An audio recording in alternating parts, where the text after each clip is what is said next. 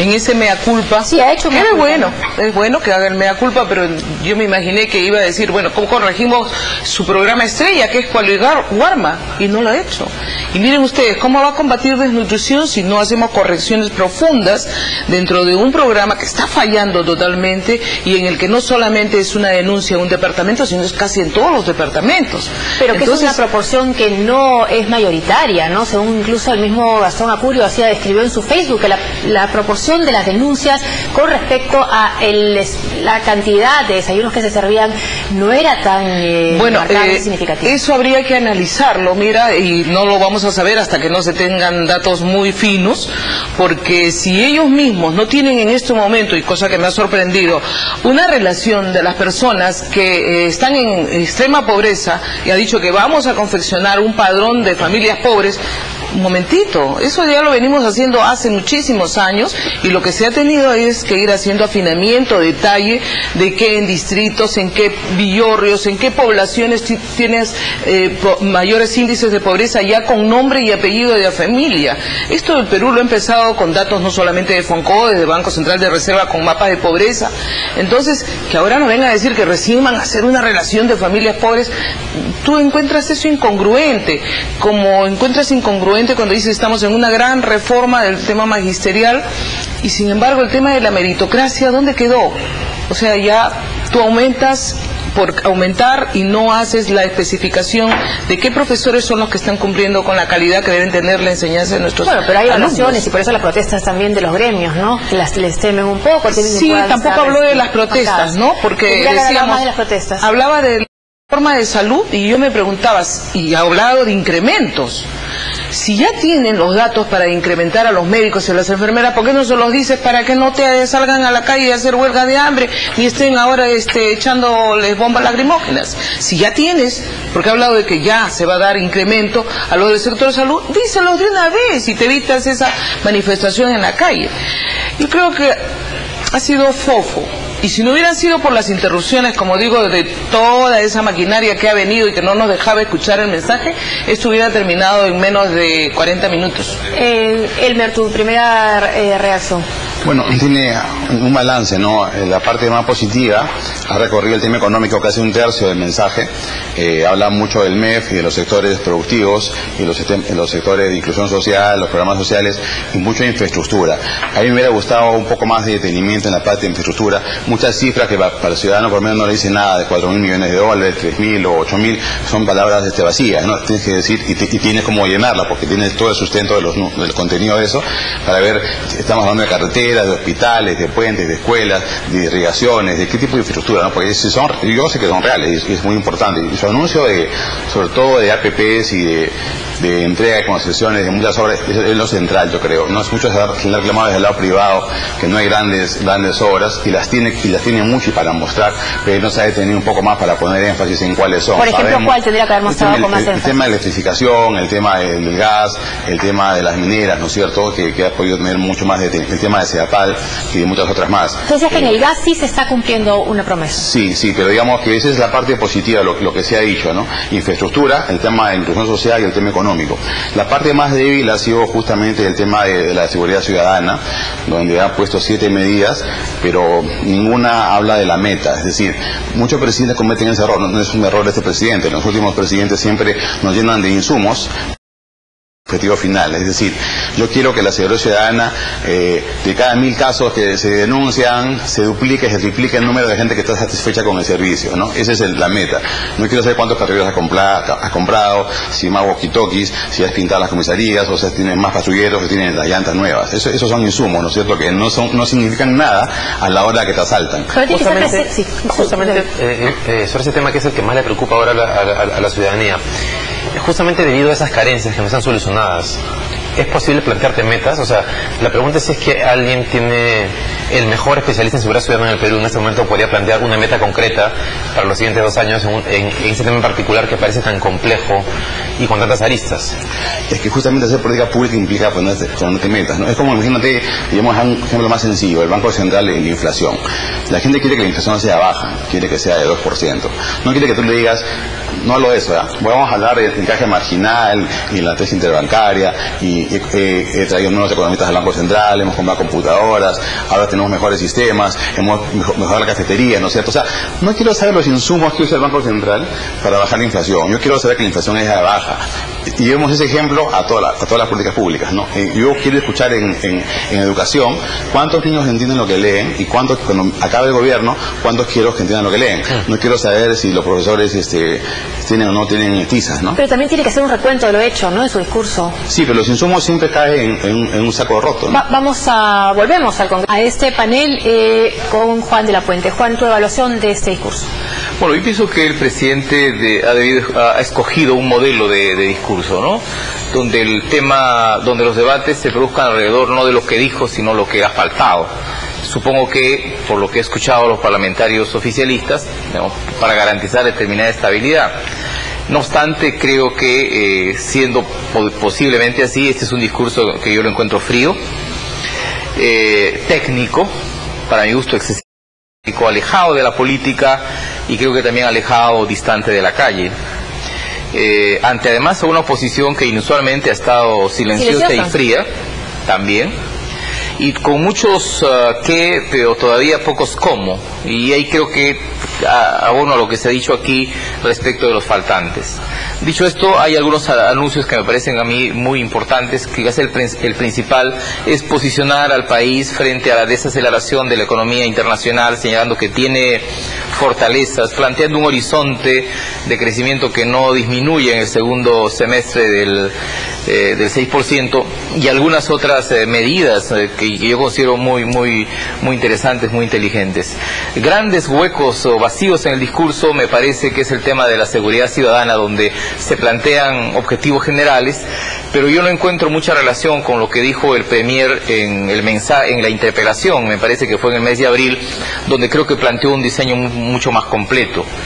Y en segundo lugar, digamos, una respuesta a la llamada crisis de la repartija, es decir, cómo desde el poder se dialoga con la calle, porque yo he visto en varios parlamentarios en estos días, incluso en intervenciones, twitters y otras opiniones, sí planteando una especie de diálogo con los descontentos que están fuera del Parlamento. Era una oportunidad para que el presidente también lo haga. Otra faltante, me parece muy interesante el recuento de los programas sociales y enterarme cosas como por ejemplo que hay 500.000 de peruanos que hoy reciben este subsidio para la disminución del gas, la cantidad de becas que se han otorgado. Particularmente a mí me parece muy interesante que se plantee ahora en la interdicción y la erradicación de 22.000 hectáreas de cultivos ilícitos, y que se haya llevado a cabo un proceso de consulta previa. Voy a informarme más porque yo sinceramente no estaba enterado en la Amazonía, pero creo que junto a eso no hay una propuesta de profundización para los próximos años de estos programas sociales, de estos programas en la perspectiva de la universalización de derechos, que es, digamos, el consenso en los especialistas en este tema.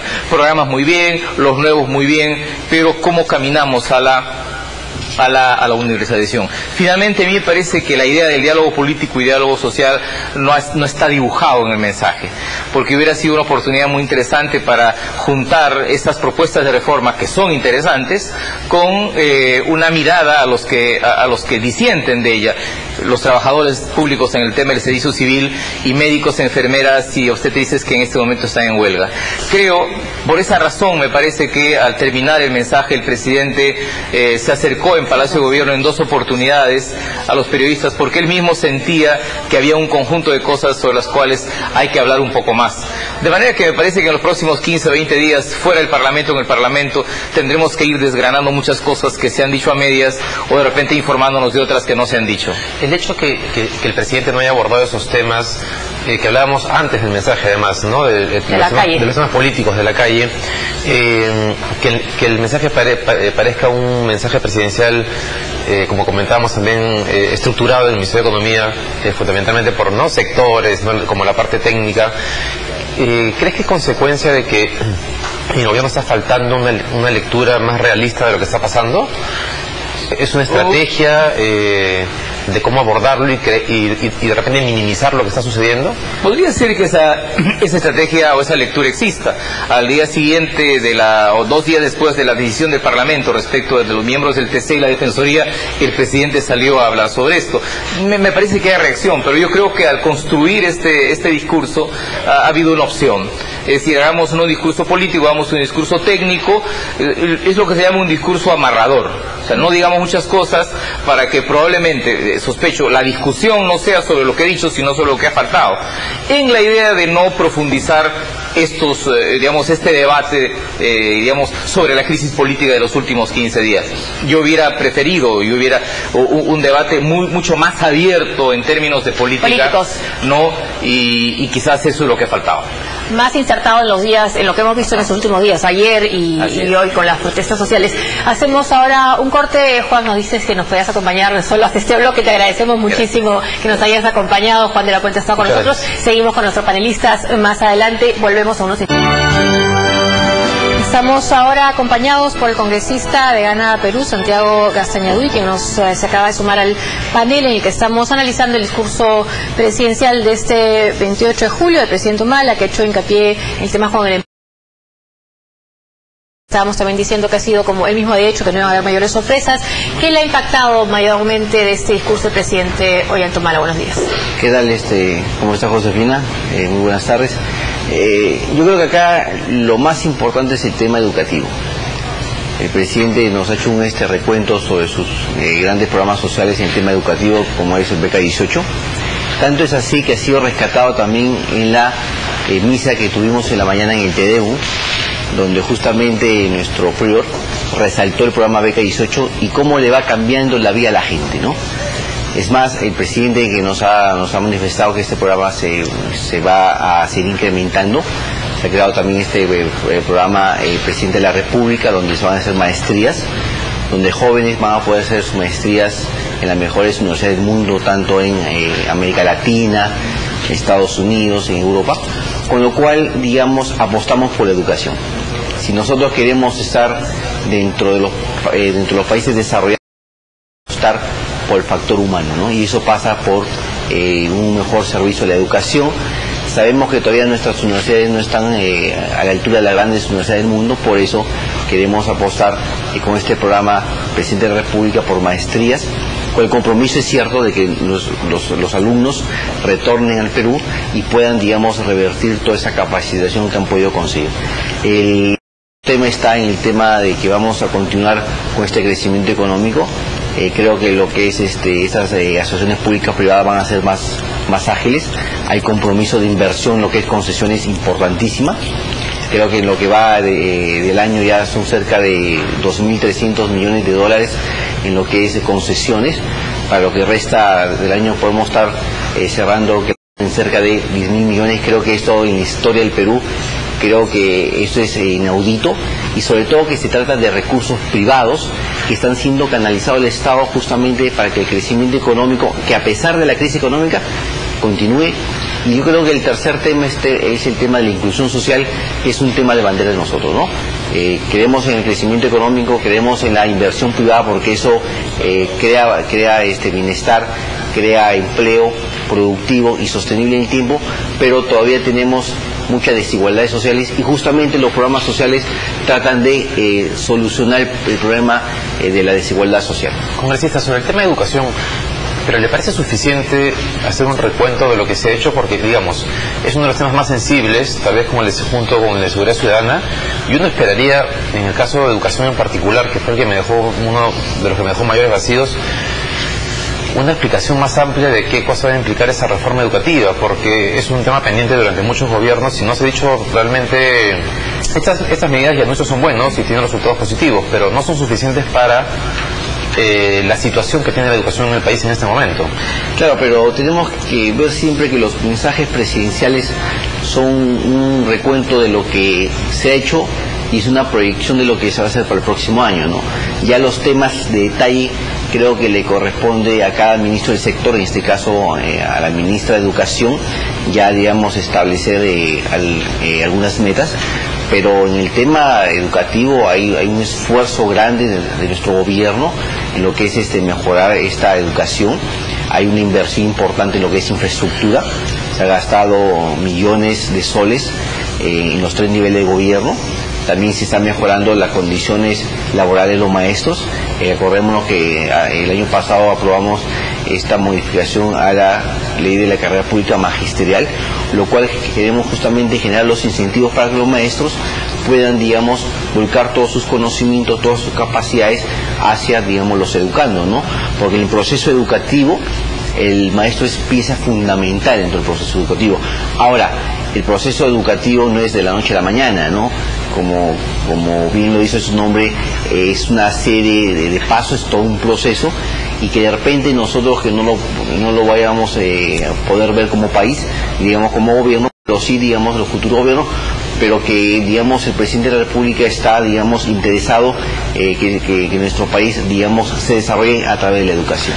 Ahora, Luz, volviendo a la congresista Salgado, Luz, usted dijo, bueno, criticó un poco el tono, la manera, que no le había convencido mucho, en algunos puntos específicos, pero, por ejemplo, en temas que puede haber consenso, ya el hecho de estos programas sociales que estén instaurados, que estén funcionando con errores, ahí sí podría ser una política de Estado, de continuarla a través de diferentes gobiernos, programas como los que han comenzado ahora, incluso algunos que vienen de gobiernos anteriores como Juntos. ¿Cómo ve el fujimorismo esta idea de hacer hincapié ya como gobierno en el tema de programas sociales como bandera fundamental? Definitivamente, mira, no interesa qué gobierno fundó o creó el programa social, si funciona, tú tienes que darle continuidad. Y ese es el grave problema que tenemos en nuestros diferentes gobiernos, que cuando empieza uno cree que está inventando la pólvora y anula todo lo demás.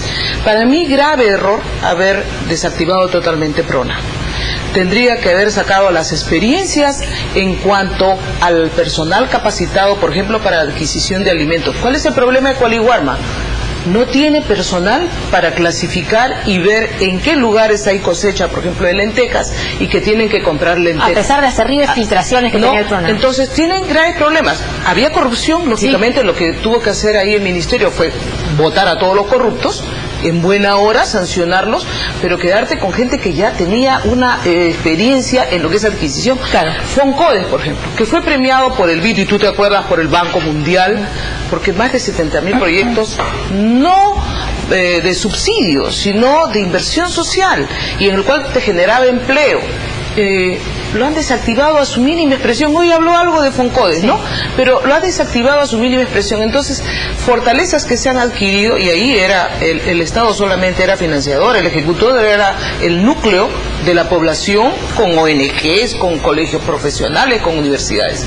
A lo que voy es que yo reconozco, por ejemplo, lo de Beca 18, y lo admito, igual que lo han admitido en el TEDEU, que es un programa bueno, que tiene que extenderse, y lo ha dicho en buena hora, pero con respecto al tema de educación que hablaban, si tú no has hecho una evaluación de los profesores que están en este momento en nuestros alumnos de primaria, que no saben ni sumar hasta el 6º grado, no saben ni la tabla de multiplicar, y sigues con los mismos profesores, ¿qué vas a lograr?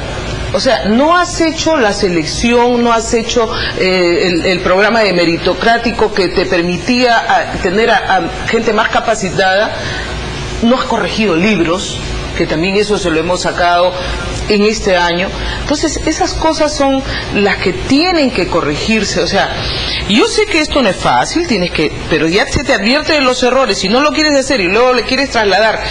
A mí me da risa cuando Chejade dice, ay, los fujimoristas no quisieron cambiar las leyes. Un momentito, ¿quién tiene la mayoría? Por favor. Entre Gana Perú y Perú Posible sacan las leyes cuando quieren, porque tienen la mayoría. Cuando no quieren sacar algo, nos echan la culpa a la minoría. No es así, pues.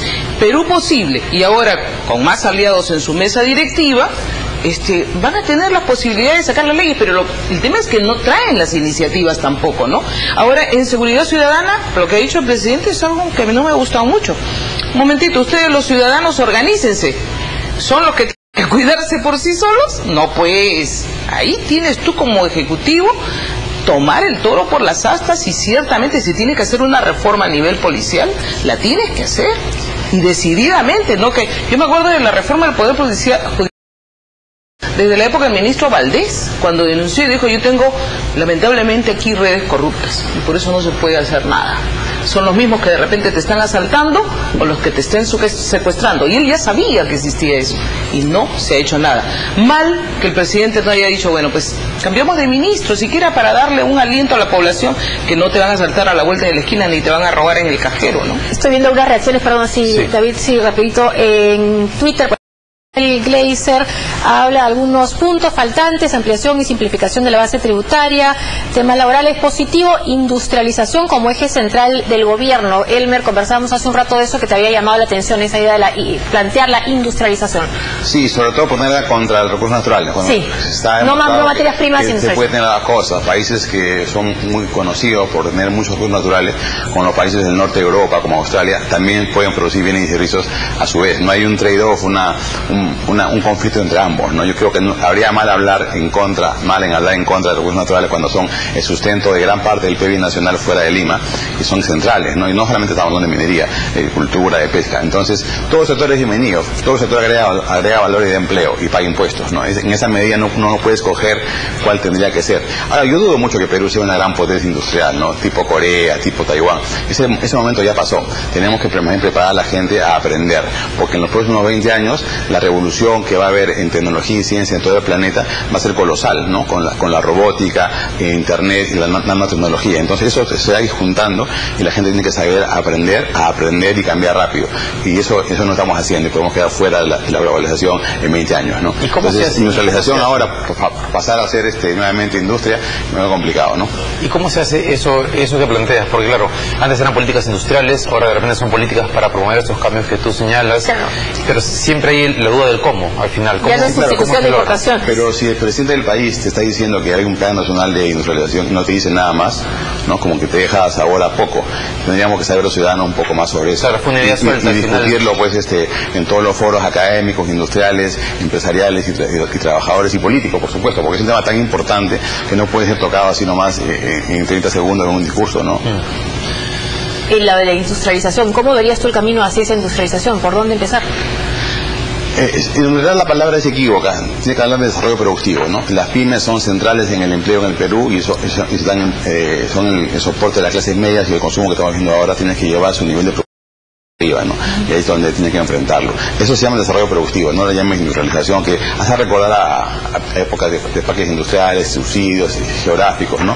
Eso me hubiera gustado un poco más de desarrollo. Todos ahora estamos esperando que la ministra de Industria comunique cuál es el plan, ¿no? La ministra. Y también el tema que se me estaba yendo, el tema de descentralización, ¿no? El primer gobierno, la parte de Toledo, creó este sistema de regiones que está fracasando por todo lo alto, por todas las evaluaciones que se están haciendo ahora. El siguiente gobierno de García lo minimizó en una oficinita en PCM y este tercer gobierno en esta era no se sabe, ¿no? O sea, más bien el presidente ha dicho que se debata. O sea, congresistas, por favor, debatan el tema de descentralizaciones porque yo no sé qué hacer con eso, ¿no? No puede ser. O sea, ¿qué piensa la PCM sobre la regionalización? ¿Cuál es su diagnóstico? ¿A dónde queremos ir? ¿A menos regiones en el mediano plazo? ¿A macro regiones en el largo? ¿No es cierto? ¿Cómo generamos mercados regionales importantes? ¿La descentralización es buena, es mala? ¿Hasta dónde hemos llegado, ¿no? Ahora, Luz, antes de terminar, porque también nos dijeron que tenías que salir, el tema del mea culpa, ¿no? Desde esta famosa repartija. El presidente lo ha mencionado, para algunos no de la manera quizás tan expresa como hubieran querido. Bueno, habrá estado presente en ese mensaje, también el presidente del Congreso lo dijo. ¿De qué manera va a estar presente en Fuerza Popular, en el fujimorismo, de aquí en adelante, tras esa votación tan polémica que tiene esta reacción tan fuerte? ¿Cómo los ha marcado? Se nos ha tratado de responsabilizar en la misma, digamos, en la misma medida que el presidente de la República. Vuelvo a repetir, nosotros, si bien somos la primera oposición, que por cierto en este tema nos quisieron dejar de lado, y ahí están los audios de Víctor Andrés García Belaúnde que dijo, sin los fujimoristas tenemos votos, y sí los tenían. Pero votaron juntos. Porque nosotros dijimos, no podemos dejar que en primer lugar, por dignidad, somos la primera oposición, nos dejen a nosotros sin proponer a personas para el Tribunal Constitucional, donde nos habían dicho que éramos las dos únicas opciones que teníamos. Pero por otro lado, cuando se han hecho toda esta serie de conversaciones, hemos hecho cambios, nosotros también, y ellos se supone que tenían que hacerlos. Pero la responsabilidad es de quienes tienen la mayoría. Mira, cuando nosotros éramos mayoría, asumíamos toda la responsabilidad. Pero las protestas han sido contra todos los que votaron, contra todo el Congreso. O sea, todo el mundo saca el cuerpo con el caso. Sí, lamentablemente todo el Congreso ha salido perjudicado, pero yo creo que más se ha visto también que Ollanta trate de zafar el cuerpo cuando él estaba en pleno conocimiento de lo que ocurría, ¿no? O sea, todo el mundo saca el cuerpo. Sí, Keiko Fujimori también lo hizo de inmediato, la lideresa de Fuerza Popular. No, en el sentido de que si el presidente está dejando sin piso a su bancada y dice que va a volver atrás solamente quitando a los fujimoristas, no pues. O quitamos todo o no quitábamos nada, porque salió Ollanta no a criticar a sus propuestas, sino a las nuestras. ¿Y no sintieron que también su lideresa les quitaba el piso? Ella también respondió de inmediato. No, entendimos muy bien de que si esta era una medida política, tenía que asumirse políticamente con esta renuncia. Yo no quería dejar de decir, cuando han tocado el tema de descentralización, en anteriores oportunidades, y no sé si ustedes se acuerdan de declaraciones del presidente y del primer ministro, hablaban de que una modificación de fondo iba a ser a la reestructuración del canon. Hoy no han dicho nada de eso. Y entonces nos deja al Congreso para ver si tomamos esa tremenda decisión, porque quitarles el canon a las regiones no va a ser fácil, ¿no? Pero eso era lo que proponía el gobierno. Eso era lo que proponía el gobierno. Y lo último, decirles que él invita al diálogo, pero luego se retrae. No aceptan sugerencias. Y nuestro rol como oposición es hacer el control político, ¿no? Vamos a hacer las iniciativas legislativas que creamos convenientes, pero las iniciativas del Ejecutivo, nosotros no le vamos a hacer la tarea. Ellos tienen que cumplir su tarea.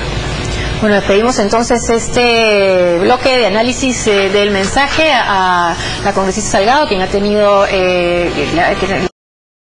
esta exposición, en este análisis, y también a Elmer Cuba, nos sigue acompañando. Un rato más, sí, ok.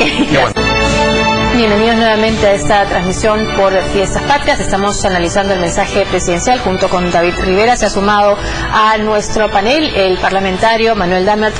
¿Qué tal? Buenos días. O buenas tardes ya. Buenas tardes. Vamos desde temprano. ¿Cuál es su impresión del mensaje? Frente amplio en el Congreso. Hemos tenido una conversación rápida, pero la impresión que nos da es que el país esperaba, a 2 años de gobierno, prácticamente que se nos diga qué se va a hacer. No ha habido nada. Hay recuentos y promesas. Inclusive una cosa inusitada, se llama que se abre un debate sobre la descentralización. Inusitado. Luego, sobre la crisis económica mundial, que nos está afectando ya, tampoco hay nada. Es como si no hubiera crisis. Es como si no va a pasar nada en los próximos meses y no hay que ajustar nada, ni hay políticas nuevas. Y luego medidas concretas. La única medida concreta específica es que se va a dar 1.500 millones de soles para el cofinanciamiento de la inversión privada con el sector público. Después el resto son ofertas, promesas, ambigüedades, cosas que ya se están haciendo, porque lo que está haciendo en programas sociales ya se está haciendo. No hay un cambio, no hay una mejora, incluyendo el empleo y los créditos a las MIPES como instrumentos básicos de los programas sociales. Ahí hay un problema central de concepción, pero creo que en ese sentido, a la crisis que hay ahora en el país, no solamente la repartija, que ahora se ha discutido mucho, sino también el conjunto de reivindicaciones que están tocando la puerta del gobierno. Hay una asamblea de la CGTP, yo estaba en la reunión con el presidente del Consejo de Ministros y se ha dicho, vamos a seguir conversando más temas, además de servir. La CGTP le ha dicho, tenemos una reunión el 10 para ver la convocatoria de un paro cívico nacional, y el presidente del Consejo de Ministros tenemos una reunión el 8 para conversar. Bueno, sobre todos esos temas que no son solamente de coyuntura, sino son del fin de gobierno, prácticamente no ha habido sino buenas intenciones. Elmer, en esa parte decía, enfrentado bien o no el tema de la crisis internacional. Desde el punto de vista más amplio de la economía, lo que has notado con este mensaje es que no hay ningún cambio en el modelo económico, y eso ciertamente es importante.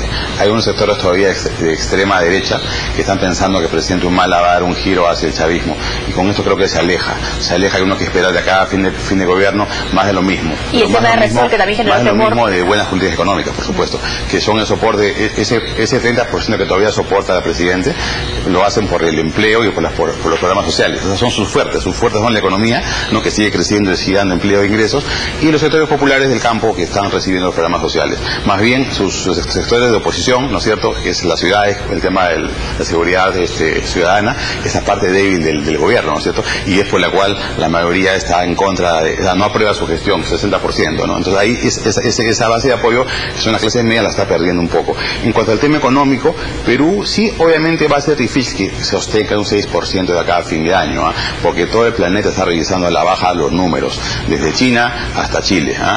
Entonces ese es un mal año mundial, quizá sea un año de recesión mundial, no en el sentido de cifras negativas como el 2009, pero es el peor año desde el 2009, ¿no es cierto? Un mundo que va a crecer debajo de 3%. Ahora Perú, la meta de 6 la veo muy difícil. Nuestros números arrojan un 5% para el año, y quizás creciendo un poquito debajo de 5 hacia fin de año. Pero es algo, no es terrible tampoco. 5% es un lujo en un mundo que está yendo a un ritmo de 3. Ni siquiera la China, que es el gran campeón mundial de crecimiento, puede crecer 7,5, 7 este año. Entonces está lloviendo fuerte y Perú va a ser afectado. Pero es tan fuerte la economía que estamos hablando de una suave desaceleración hacia fines de año, y seguramente entrar el próximo año un poco más débiles, no, ritmo de 4 o 5, pero terminar a fines del 2014 más, porque el mundo no va a estar así siempre. Europa, Estados Unidos, se espera que el próximo año arreglen sus problemas, y entonces la cosa un poco se estabiliza, ¿no? Por lo tanto, Perú, no tengo ningún temor en que sí puedas tener cifras importantes del 2014 y 2015, o sea, al final de este gobierno se va a crecer bien y fuerte, ¿no? Pero el peor año de crecimiento justamente es porque es el peor año mundial también, ¿no? El presidente se preguntó casi al inicio del mensaje si se había acabado el ciclo de bonanza de los precios de los minerales. Y te lo pregunto porque hay economistas internacionales como Krugman, premio Nobel, que dicen que la cosa en China viene más fuerte de lo que estamos asumiendo. Desde tu lectura, ¿es esto así? Porque eso sí implicaría un cambio en el escenario respecto a esta desaceleración moderada para este año y para el próximo. Sí, claro, a ver, 6% de China hoy día, con ese tamaño que tiene, es más que el 10% de China hace 10 años, ¿no? Porque el volumen absoluto de demanda de materias primas sigue siendo alto, y por eso que el dólar el cobre no ha caído de 3.2. 3.2 no se puede considerar un precio bajo, ¿no? Un precio bajo era, ¿no?, 1.5, 1.2. 3 es un lujo. Con 3 se empezó el boom de Toledo, al final del gobierno de Toledo, y durante García se llegó a 4.50, ¿no? Eso se terminó, esos precios tan altos se terminaron, pero 3 es un número importante, con muchas utilidades, y Perú está a punto de duplicar su producción de cobre en los próximos 3 años, y eso va a respaldar también los ingresos tributarios, que por lo demás no es que se vive de la minería tampoco, la mitad de la recaudación es por IGB en Perú, es decir, que es la economía que produce sus propios impuestos por valor agregado, ¿no? Y la mitad de renta son las personas que están pagando renta, no todo es, como digo, impuesto minero, ese es un mito, ¿no? Como decías, una pregunta sobre el tema que planteó de la ley de servicio civil, esa reunión que tuvieron ayer, ¿fue cierto la reunión? Con el premier Jiménez. ¿En qué punto se ha avanzado en particular? Porque claro, uno hoy día esperaba en el mensaje que se dijese algo sobre el tema, pero no ha habido ninguna señal. ¿Hay visos de que podemos esperar una salida consensuada en el tema específico de la ley de servicio civil? Lo que ha hecho el gobierno el día de ayer es entregar un documento al reclamo de los trabajadores, y los trabajadores le han dicho que le van a responder después de su reunión que van a tener, y lo que se ha acordado es mantener el diálogo.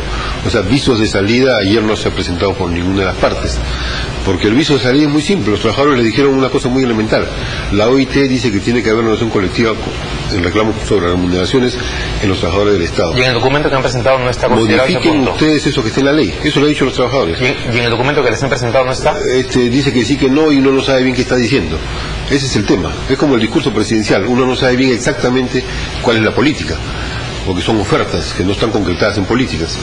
Y sobre el otro tema fundamental, que es el tema de los despidos, se mantiene la normatividad que permite un despido masivo. Entonces, no vamos a usar eso. Si no lo van a usar, entonces retírenlo. Bueno, esos dos temas no han sido solucionados, y eso afecta a algo más grande. La reforma del Estado no es un tema laboral, es un tema sistémico. Y la reforma del Estado requiere separar el control que tiene el MEF de todo el Estado de un organismo de planeamiento y de los organismos de servicios y de actividades que tiene el Estado. Eso es lo que no existe, y sobre eso tampoco hay nada. Ahora, congresista Azañudy, después, antes de este discurso se hablaba mucho de la necesidad de quizás el presidente o el gobierno, o la mayoría en el Congreso, estaba de alguna manera políticamente un poco aislada o sola. ¿Cómo ven ustedes esta aproximación, la manera como se ha dirigido el presidente al Congreso en lo que va a este tema? Y también ustedes mismos en el Parlamento, ahora con las bancadas, con la recomposición de bancadas, ¿cómo será su trabajo legislativo? Mira, es un tema bastante complicado porque cuando se produjeron las elecciones, si tú te acordarás, el país eligió por 5 bancadas parlamentarias. Cuando nos instalamos, inmediatamente se formó una, la que está integrada por los 4 miembros del Partido Aprista, con lo cual eran 6. Luego vino la bancada donde pertenece Manuel, que es la 7ª bancada, y con la salida de los 5 congresistas ya vamos a tener 8 bancadas parlamentarias en el Congreso. Esas 8 bancadas parlamentarias representan 14 partidos, con lo cual formar los consensos va a ser bastante difícil, ¿no? Porque negociar entre 8 bancadas no es lo mismo que negociar con 5, con 6 o con 7, con lo cual ahí va a ser más difícil que las leyes puedan salir, pero de todas maneras hay que hacer el esfuerzo. Hay una agenda pendiente que tenemos, el presidente también que nos ha puesto algunos temas. Uno, primero está creo que la elección de los miembros del Tribunal Constitucional, del Banco Central de Reserva y de la Defensoría del Pueblo, con lo cual debemos desterrar el método anterior. Si no, particularmente yo creo que habría que devolverle ese poder, digamos, a la ciudadanía, para que sea justamente la sociedad civil, llámese colegios profesionales, universidades del país, para que nos hagan la propuesta al Congreso de la República y sobre esa propuesta nosotros hacer la evaluación y posterior elección. Hay temas importantes, seguimos todavía el tema de la ciudad ciudadana, hay unos temas ahí que tenemos que seguir trabajando. Está el tema de la descentralización, que lamentablemente no ha funcionado. Sobre todo en el gobierno del presidente García se entregaron competencias y funciones, pero sin fortalecer las competencias. Simplemente te entregaban, pero sin entregar los recursos ni fortalecer las competencias para que tú puedas ejercer esas nuevas funciones. Con lo cual la descentralización tal como se concibió a partir del gobierno del presidente Toledo ha fracasado, ¿no? Entonces ahí hay que reformular la descentralización si queremos realmente que nuestras regiones, digamos, puedan seguir avanzando y puedan generar bienestar a la población. Trabajar sobre 26 regiones son demasiado, ¿no? Yo creo que habría que trabajar sobre macroregiones. Yo creo que 5 o 6 macroregiones en Perú creo que serían suficientes, con lo cual también disminuye esta burocracia al interior de las regiones, de tal manera que sean verdaderos polos de desarrollo regional. Y finalmente está el tema también de cómo agilizamos tanto la inversión pública como la inversión privada. El Estado todavía tiene algunos problemas para poder realizar sus inversiones. Generalmente estamos en mes de julio, pero las inversiones en el sector público todavía están en 20-30%, cuando ya deberíamos estar por lo menos un 40-50%. Entonces ahí tenemos un problema justamente que no permite que los 3 niveles de gobierno puedan ejecutarse el gasto de manera fluida, teniendo en cuenta que estamos ante una crisis internacional, donde tenemos un sector privado un poco deprimido, donde el Estado tiene que invertir, pero invertir bien. Entonces eso también ahí hay una agenda pendiente que el Congreso de la República tiene que asumir para que los procesos justamente sean más efectivos, más eficientes, ¿no? Para el congresista Lambert, ¿cómo empieza este año el Congreso? ¿Cómo hacer para reconectarse con la población después de estar tan cuestionados? Yo quisiera recordar que el tema de la repartija no es un tema solo del Congreso, es un tema también del Poder Ejecutivo. Entonces es un tema del Estado. Hay una desconexión del Estado con la ciudadanía. Hay amplios contingentes de la ciudadanía que han empezado a incorporarse a la vida política y no tienen sistema de representación, no tienen canales de representación, porque hay una crisis del sistema de partidos. Algunos dicen somos una democracia sin partidos. Durante años. Ese es un problema. Es un problema gravísimo. Entonces yo creo que conectando con el tema de la crisis económica, las dos cosas, lo que debió haber hecho el presidente de la República, el sentido que le pedía a la ciudadanía para reconectarse, era primero cuáles son sus propuestas frente a la crisis, que todos la vamos a vivir. Ahorita hay municipios que vivían del canon y que ya no tienen canon, y va a haber un problema serio. Sobre eso no ha habido, ese es un primero. Y uno segundo, tiene que haber una reforma política. del Congreso, del sistema de elección, de los partidos, de la forma de presencia del Estado. Esa reforma política está en varias comisiones del Congreso. En la Comisión de Constitución hay una reforma sobre la bicameralidad, pero hay varias. Que nunca va a tener resultados, no se ven todavía. Y todo está entrampado. Mi propuesta es muy simple, que se vaya a un referéndum para que se establezca una asamblea constituyente parcial sobre la agenda política, sobre la agenda de la reforma política. La unidad que requiere el país ahora para hacer frente a la crisis mundial, yo creo que es mucho mayor de lo que está pensando el gobierno y buena parte de las fuerzas políticas. ¿Pero qué puntos, por ejemplo, para un referéndum? Por ejemplo, es indispensable que se defina bien que el control del Estado tiene que ser, el Poder Ejecutivo tiene que ser un régimen bicameral, con un Congreso que tenga elección con renovación y con un Senado que sea un Senado de acuerdo con las regiones. Tiene que haber, por ejemplo, el tema de las empresas del Estado. No puede ser que se mantenga que las empresas del Estado no puedan actuar como actúan en todos los países del mundo y en el nuestro. Hay que ir a un reconocimiento expreso que las empresas del Estado deben existir. No existir monopólicamente, pero existir competitivamente. Otro tema básico es que el sistema de partidos tiene que cambiar. Los partidos no pueden basarse como ahora se basan en firmas y después no existen. Los partidos tienen que basarse en comités provinciales fundacionales, una cantidad de militantes y una cantidad de comités en todas las provincias y que todos se reescriban. Y eso le va a dar vida al sistema político. Eso le va a permitir al país, en una reforma política ciudadana, que se discute en una asamblea constituyente elegida para ese fin, llegar a conclusiones adecuadas. Eso tomará tiempo, pero lo inmediato, ¿cómo hacer para elegir estas autoridades, defensora del pueblo, defensor del pueblo y miembros del TC y el BCR de otra manera? En ese punto había un sistema que era por concurso, y ese concurso se puede ampliar, concuerdo con lo que se señala, algunas instituciones que hagan propuestas o que canalicen determinadas propuestas, que seleccionen, que no sea un sistema donde la cuota es la que vale y que importa quién entra. Creo que ese sistema se murió. Ahora hay que rehacer un sistema que sería bueno avanzarlo, pero yo creo que lo perfecto sería que se avance a convocar una reforma política integral para que el ciudadano por diversas vías se sienta realmente representado en los organismos de decisión del país. Elmer, sobre el tema económico, y que creo que hay consenso sobre el tema de que hay que tomar medidas. Una de las críticas que hubo en los últimos semanas, meses, desde el sector privado, creo que con Afín liderando un poco las críticas, era que ese gobierno no estaba promoviendo la inversión privada. Hace unos pocos días el ministro Castilla salió con el directivo de preinversión a presentar números que en realidad se contradecían un poco con este discurso privado. Yo diría un poco el presidente lo ha vuelto a señalar, a recalcar. ¿Cuál es la verdad? O sea, ¿se está promoviendo la inversión privada? ¿Hay más inversión pública? Sí, a ver, la verdad cuál es. La inversión pública en el Perú es del orden del 6% del producto. Es la más alta de los últimos 20 años. ¿Ah? Son las cifras oficiales del Banco Central y del MEF. La inversión privada en el Perú es cerca del 22% del PBI. Es la más alta de la América Latina, de los países grandes, de los 7 más grandes de la región. No hablo de Panamá o Paraguay, pero en verdad Perú es el país que más invierte en toda América Latina y por eso es el país que más va a crecer en los próximos 5 años. Hay un boom de inversión, pero la sensación es que no es cierto. Qué raro es eso. ¿Por qué? Sí. ¿Por qué? Porque hay sensación de cola.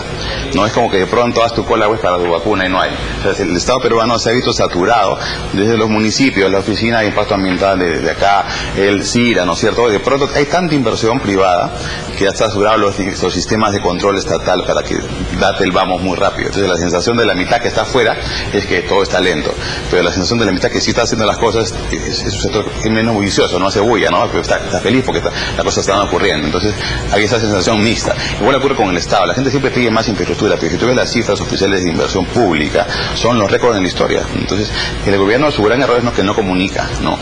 Eso que es así, no son capaces de sus voceros políticos, ¿no es cierto?, hacer política en el buen sentido del término con estas cifras, ¿no?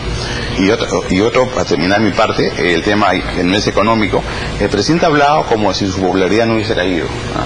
Ya ha caído a la mitad en 5 meses, ¿no? Este no es un año cualquiera, y con este discurso yo dudo mucho que pueda subir en los próximos meses, ¿no? Claro, no va a rebotar. Sobre el tema de la descentralización del canon, en un momento de caída de los precios, donde el canon en muchas regiones mineras del país va a bajar de manera importante, ¿es posible plantear una reforma del canon o ya mejor debemos pensar en que eso va a ser inviable en los siguientes años? Pero no va a tener ni un sol de inversión pública regional ni local, porque esos gobiernos municipales y regionales que recibían canon no han gastado todo su canon del pasado. O sea, tienen todavía en sus bancos privados, comerciales, porque esta depósito es de ellos, ¿no es cierto?, gran parte del canon que no han podido gastar.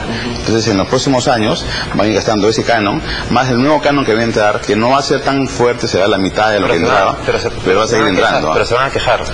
Sí, pero los políticos pero no y los es menos porque estén eficientes, gastando un sol menos de inversión pública, claro, es porque su fondo se va a llenar menos rápido. Claro, pero políticamente digo, justamente en aquellos gobiernos regionales en los cuales había menos capacidad de inversión y estaban acumulando más dinero, son los que más terminan reclamando porque bajan los ingresos. Pero es absurdo que reclamen eso, porque es un tema internacional, ¿no? O sea, que reclamo porque ha salido el sol más temprano hoy día, ¿no? Es lo mismo, el Perú no controla el precio del cobre, ¿no?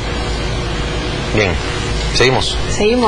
Sí, ese tema de los voceros políticos, hablando con un representante de la mayoría, ¿qué está faltando también en el partido Gana Perú para que se escuchen voces defendiendo lo que está proponiendo el mandatario? Y también estamos acá justamente, ¿no? Por supuesto, pero parece que faltara más, digamos, actividad en ese sentido, más actividad política. Y también el tema que dijo Elmer, esa caída en las encuestas, ¿cómo la ven ustedes?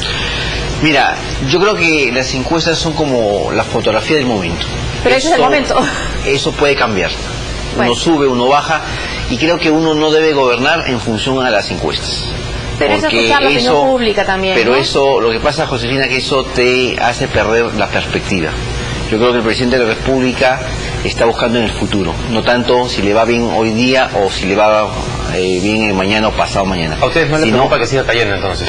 Mira, si tú revisas la historia política de Perú de los últimos años, el presidente Toledo cayó, el presidente García cayó, y al final de su mandato creo que han hecho gobiernos bastante buenos, ¿no? Por eso el crecimiento continúa, por eso las inversiones continúan, tanto la pública como la privada. Pero es tomar nota, ¿no? Si en las encuestas dicen la seguridad ciudadana es un problema, bueno, dirigirse a ese problema. Pero lo que pasa es que si la encuesta, si tú comienzas a gobernar en función de la encuesta, te puede hacer perder el futuro y comienzas a trabajar sobre lo inmediato y sobre lo efectista. Y creo que esa no es la razón de ser de un gobernante que aspira a quedar, digamos, registrado en los anales de historia. Y eso es lo que quiere nuestro presidente de la República, quedar en los anales de historia y ser recordado como un presidente honesto, transparente y que hizo bien las cosas. Yo creo que ese es el objetivo que está marcando nuestro presidente de la República y nosotros tenemos que estar encaminados ahí. Ahora, ¿por qué hay tanta resistencia? Porque este es el gobierno más reformista que hemos tenido en los últimos 20 años. Hemos reformado lo que es el sistema privado de pensiones. Podemos estar hablando de la segunda generación de reformas. Hemos modificado todo lo que es el tema impositivo, todo lo que es la lucha contra la minería ilegal. Estamos cambiando las normas, lo que es educación. Estamos cambiando lo que es servir. Y sobre servir se está diciendo de la negociación colectiva sobre remuneraciones. Y Josefina, y te traigo un dato exacto, solo el 14% de las entidades del Estado negocian colectivamente remuneraciones. ¿Por qué? Porque todas las normas de presupuesto de los últimos 20 años de Fujimori han prohibido siempre la negociación colectiva en remuneraciones. Por lo tanto, no se puede decir que se está quitando un derecho cuando ese derecho nunca lo han tenido. Pero solo el 14%. Internacionalmente está aceptado como que el Perú debería tomarlo. Tampoco, porque el Perú ha suscrito el convenio 151 de la OIT, que solo limita lo que es negociación colectiva para condiciones de trabajo. En cambio, el convenio colectivo 155, que sí te permite negociar colectivamente sobre remuneraciones, no ha sido suscrito por el Perú. Además, que cuando se desarrolla el tema de los derechos colectivos en el sector público, la Constitución del Estado, la Constitución del 93, solo lo limita para lo que es sindicalización y huelga. No establece nada para lo que es negociación colectiva. Entonces hay que poner las cosas precisas, informarle al país lo que es. Y por eso estamos acá, para informar al país lo que es y que tenemos que seguir con el mismo crecimiento económico, porque a partir de ahí uno puede redistribuir mejor la riqueza, programas sociales, lo que es educación, lo que es salud.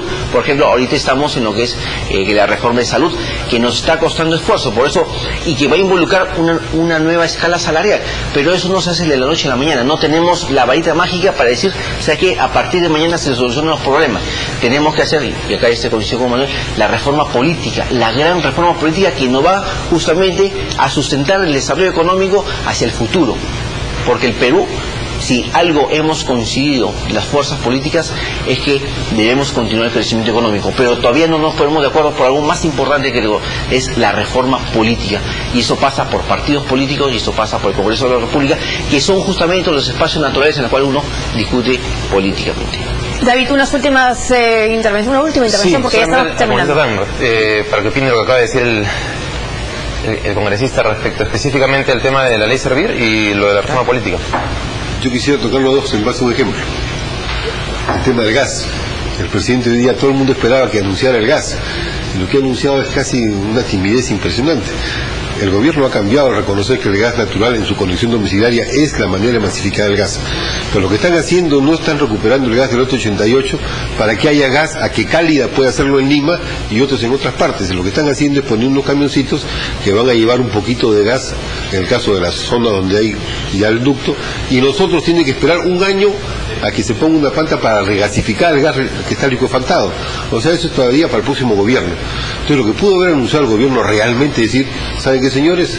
De Cálida, ustedes para que pongan 100.000, 200.000 conexiones en Lima, nosotros recuperamos el gas del lote 88 que se anunció y que todavía no se ha recuperado. Con eso se ahorraba a la gente casi el 30% de lo que gastan en este momento en combustible. ¿Eso es plata para qué? Es plata para salarios, es plata para educación, es plata para microempresas, es plata para salud. Entonces, un presidente que tiene a la mano la posibilidad de hacer eso y no lo hace, uno dice, ¿qué está pasando? Entonces, la reforma política requiere que haya una concordancia para realmente tomar decisiones. Para mí el problema principal que se ha mostrado ahora es que el presidente no está tomando decisiones. Está anunciando recuentos, u ofertas, o abriendo debates. Pero no toma decisiones aquello que se requiere: la crisis económica, la reforma política y el gas de verdad. Dejamos el cierre a una opinión no partidarizada. Elmer, ¿cómo resumes entonces el mensaje? A ver, yo pienso que el presidente ha dicho algo muy importante, que ha sido capturado por la economía de mercado en buena hora. En buena hora. Entonces no hay ningún sobresalto en política económica de acá a fin de periodo, y seguramente si eso ocurre, el Perú sí va a crecer, y va a crecer alrededor del 6% de acá a fin de su periodo, y va a seguir creando empleo y riqueza. Eso es muy importante. Lo que no está yendo a esa velocidad es el Estado peruano. El sector privado es el que está haciendo ese trabajo muy rápido y bien, pero el Estado se ha convertido ya en una rémora a que eso ocurra. Y si sigue así, este Estado que tenemos va a afectar severamente el crecimiento del siguiente gobierno, no de este, porque este ya tiene las condiciones para crecer. Entonces, estamos heredando al siguiente gobierno todas esas reformas que hay que hacer, y posiblemente Perú se llegue a estancar en la siguiente década, no ahora, ¿no? Y lo que vamos a vivir en los próximos semestres sí es crisis internacional, pero de manera muy suave, porque Perú tiene muchas fortalezas probadas, ¿no? En la parte macroeconómica. Elmer, muchas gracias, agradecemos a Elmer Cuba. Sí. 30 segundos más para terminar. Yo creo que otra gran noticia que nos ha dado el presidente sobre la modernización de la refinería Talara. Ese es un proyecto muy esperado en la provincia de Talara, donde va a significar una inversión de 2.700 millones de dólares. Creo que después de 30 años vamos a hacer realidad esta modernización. Acá el señor Elmer Cuba conoce el tema, un tema muy importante. Le va a permitir que tengamos combustibles limpios en nuestro mercado, con lo cual vamos a reducir lo que es contaminación y las enfermedades respiratorias, y sobre todo es un compromiso que nosotros hemos asumido y ya se va a hacer realidad, con lo cual también es una forma también de que el Estado pueda invertir en un sector tan importante como es hidrocarburos, que nos va a dar cierta soberanía sobre el manejo de nuestros recursos energéticos. Congresista Señorín, muchas gracias por acompañarnos, gracias a Manuel Damer, gracias a Elmer Cuba. David, nosotros nos despedimos. Nos despedimos. Bueno, muchas gracias por acompañarnos en esta transmisión de TV Perú por 28 de julio. Buenas tardes.